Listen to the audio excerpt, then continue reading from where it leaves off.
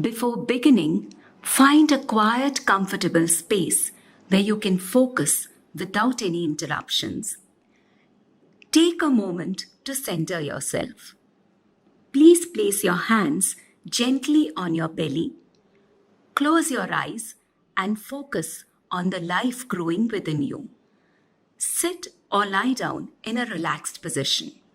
Now, gently listen to the Garbh Samvad and convey the message by either listening attentively or speaking along.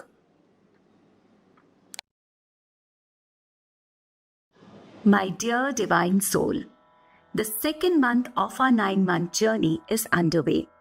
Now, you have developed to the size of a grain. At this moment, your heart beats at 150 beats per minute. During this stage, your organs are forming in micro shapes. Therefore, realizing the need for your proper development at this juncture, I have now included milk products with protein and calcium in my diet. I have also started meditating and reading motivational incidents, stories, and shlokas for your mental and physical growth. I always recite prayers and verses for your safety in my womb. I pray to the Almighty for your safety in particular and request Him to bless you with the best virtues.